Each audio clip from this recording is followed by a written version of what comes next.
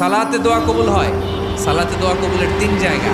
একটা হচ্ছে তাকবীরে তাহরিমার পরে আমরা সানা পড়ি না, আমরা তো একটা পড়ি। আল্লাহর হাবিব সুন্নাহ এবং নফল নামাজে আরও পড়তেন সানা, ওই দোয়া কবুল। দুই নম্বর জায়গা সালাতে সেজদায় পড়ে দোয়া করলে কবুল হয়। আকরাবু মা ইয়াকুনুল আবদু মির রাব্বিহি ওয়া হুয়া সাজিদ ফাকসিরু ফীহি দুআ। বান্দা যখন সেজদায় লুটিয়ে পড়ে, বান্দা আল্লাহর সবচেয়ে কাছে চলে যায়। কিন্তু বিষ্ণুনবী বলে, সেজদাটা তোমার রবের কুদরতি পায়ের উপরে পড়েছে। সেজদায় পড়ে দোয়া করেন। সালাম ফিরানোর আগে বিশ্বনবী দোয়া করতেন, লা ইউসাল্লিমান্না আহাদুকুম হাত্তা ইয়াতাআওয়াযা মিন আরবা'a।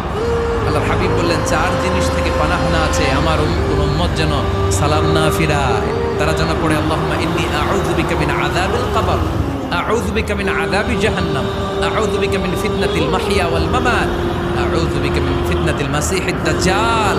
আল্লাহ কবরের আযাব থেকে বাঁচাও, আল্লাহ জাহান্নামের আগুন থেকে বাঁচাও, আল্লাহ জীবন